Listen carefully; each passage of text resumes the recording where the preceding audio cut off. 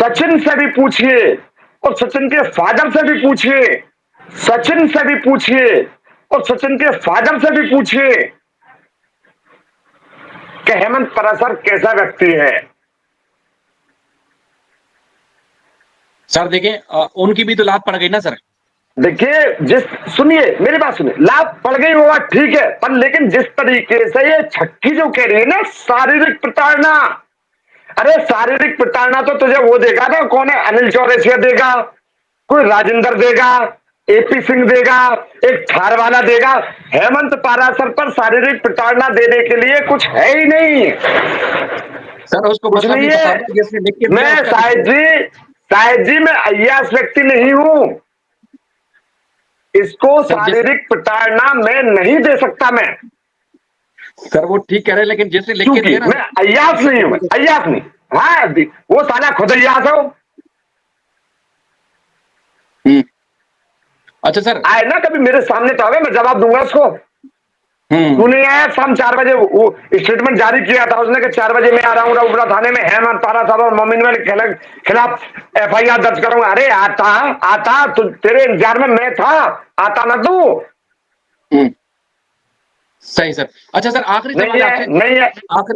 आखिरी सवाल ये है, मोमिन मलिक साहब ने जी आपको कहा था कि देखें जी, एक लाइव में डिबेट में बातचीत चल रही थी कि आप अगर लीगल एक्शन लेंगे खुद से तो वो आपकी अपनी राय है, लेकिन अगर आपको साथ लेके जाना है, यानी कि सीमा की बेल कैंसिल करवानी है, तो आप अपना एक एफिडेविट देंगे, उसके बाद फिर कानूनी कार्रवाई के लिए भले सुप्रीम कोर्ट भी जाना पड़ा, हम साथ जाएंगे। साहिब जी मेरी बात सुनिए।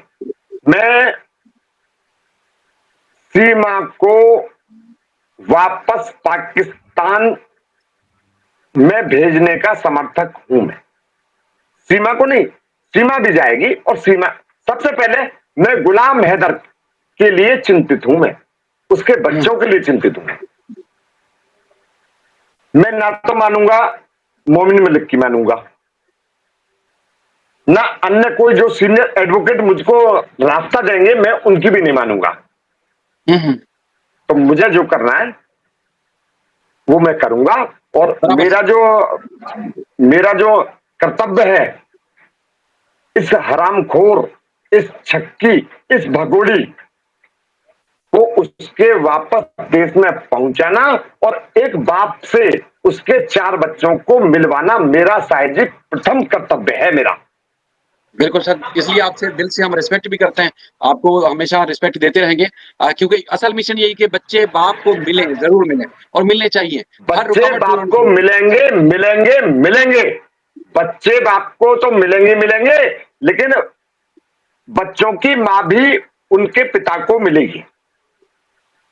बिल्कुल सर, अगर ये बात हो जाती है, आगे बढ़ती है, तो बहुत बड़ी बात हो जाएगी सर, कि लोग चाहते हैं ये है कि ये मामला होना चाहिए।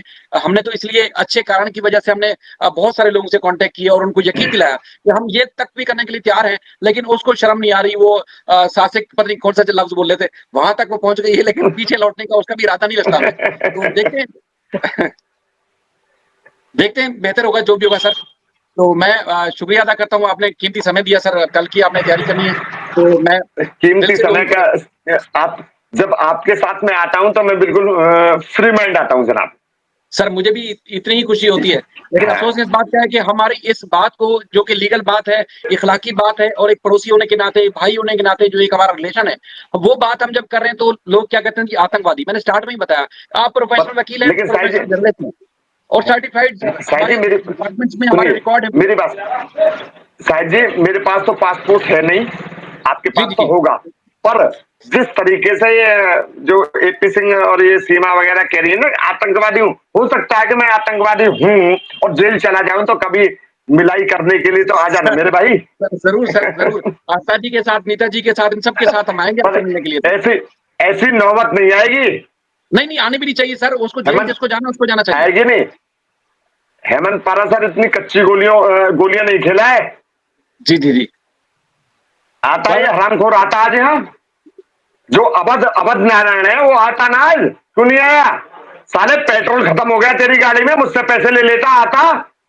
सर लेकिन जितनी जितनी आपने देखिए हम तो चले कहते हैं ना ये बार-बार कहते हैं जी दुश्मन देश मतलब मैं बात कर रहा हूँ। मसला ये है कि इतनी तो इंसल्ट हमने नहीं की जितनी इंसल्ट इस केस की सीमा या उनके जितने चाहने लोग अपने इदारों की करवा दी सर, अपने लोगों की करवा दी, अपने हुकूमत डिपार्टमेंट की करवा दी। इस तरह की चवलिया मार के बेवकूफाना बातें कर के इन्होंने क्या कर दिया सर? हम तो रिस्पेक्ट कर रहे थे, करते रहेंगे। हम तो शासन, प्रशासन तमाम डिपार्टमेंट्स की रिस्पेक्ट करते हैं और इन लोगों ने अपना मज़ाक बना रखा है अपनी अदालतों का, अपनी पुलिस का, अपने कहते हैं कि उन तमाम डिपार्टमेंट्स का। ये कहते हैं जी हम वकील हैं, हम सुप्रीम कोर्ट के साहिब जी, वकील हैं। ये होते हैं सुप्रीम कोर्ट के वकील सर। ये मैं अब से पहले भी आपको बता चुका हूं कि ये वकालत के नाम पर धब्बा है, कलंक है। वकालत जानता नहीं है कैसे पाकिस्तान के व्यक्तियों से यदि मैं बात कर रहा हूं या कोई अन्य व्यक्ति बात कर रहा है तो कैसे उसको आतंकवादी साबित करवा देगा। अबे हरामखोर, अब से पहले तू कई साल पहले अरशद जी के चैनल पर बैठा हुआ था, 2-3 साल पहले।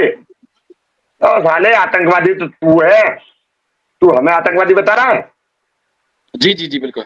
साहिब जी अभी देखते रहिए आप, अभी देखिए 2-4 इसने मेरे खिलाफ एप्लीकेशन देने के लिए आया नहीं, आज ये पता ना कैसे ना आया साला। सही करें जो अवध नारायण है रामखोर, अवध नारायण इसका जो जूनियर है साला कुत्ता है, जो इसके आंडों को चाटता है, जो इसके साले छूतड़ों को चाटता है। आता ना साले तेरा बाप बैठा है, तेरा बाप बैठा है हरामखोर। साले तू तो मुझको नंगा करने कह रहा है, साले तुझे और तेरे बाप दोनों को नंगा, और साले तेरे हरामजाद तेरी मां को भी साले नंगा कर दूंगा। आता मेरे सामने 4 बजे आता, जिस तरीके से तेने स्टेटमेंट जारी किया कि 4 बजे मेरा बाप आ रहा है एपी सिंह और उनके साथ मैं भी आ रहा हूं अवध नारायण। आता साले मादरचोद, आता साले है, तुझे बताता मैं। इस तरह की गुफ्तगू होगी कभी यकीन मैंने सोचा नहीं था, कभी भी नहीं सोचा था। ये एपी सिंह साहब को सोचना चाहिए था कि यार देखिए लोगों में क्या पैगाम जाएगा जब इस तरह की हम हरकतें करेंगे, क्या लोगों में पैगाम जाएगा, किस तरह जाएगा। जो लीगल बात थी उसको लीगल अगर रखते, काम का इस तरह ना ही गुस्सा दिलाते। शायद जी मेरी बात सुनिए। जिस तरीके से ये एपी सिंह अपने यूट्यूबरों को लेकर के अपने जूनियर के साथ बिठा करके उन स्टेटमेंट को जारी करा रहा था ना, उस समय वही यूट्यूबर, वही कमेंट्स करने वाले उसी को भद्दा बोल रहे थे, हरामजाद को उसी को भद्दा बोल रहे थे। मैंने पूरी लाइव सुनी थी उसकी, पूरी लाइव। अरे आता ना तुझे साले पूरा रऊपरा मीणा जाति पे साले न ठुकवाता तो हेमंत परासर नाम नहीं था मेरा। कहां रह गया साले, बेकार की बातें करता है। बेटा मैं करूंगा, रुक जा, तेरी पूरी ऑडियो वीडियो अगड़म झगड़म सब मेरे पास है, कलेक्ट कर रहा हूं, मैं करूंगा तेरे खिलाफ। अवध नारायण सुन ले तू भी, एपी सिंह का जो है ना साला अंडुआ आंड, सुन ले तू भी, बताऊंगा तुझे मैं। हरामखोर, तेरा साले नाम किसने रख दिया, किस पंडित ने तेरा नाम अवध नारायण रख दिया? तू साले अवध नारायण कहलाने लायक ही नहीं है, साले देशद्रोही हरामखोर। ये सब कुछ सीमा के चक्कर में सब कुछ कर रहे हैं, अपने लोगों को बुरा बना के लोगों के सामने रख रहे हैं। सिर्फ उसको जिसके खिलाफ सरकार ने एफआईआर दर्ज की है, जिसके खिलाफ सरकार केस चला रही है, जिसका हस्बैंड लीगल डॉक्यूमेंट लेके यहाँ से घूम रहा है। साहिब जी मैं मानता हूं कि इस लाइव को सीमा भी देख रही होगी, देख, और अपने भैया को और उसके जो गुर्गे हैं उनको ले आ मेरे सामने। अगर तेरे बाप पर, तेरे ससुर पर इसको ही ना पिटवाया तो हेमंत परासर मेरा नाम नहीं है। हेमंत परासर इतना कानून पसंद और इतना ईमानदार व्यक्ति है। बिल्कुल सर, इसलिए लोग आपकी बड़ी रिस्पेक्ट करते हैं। बिल्कुल।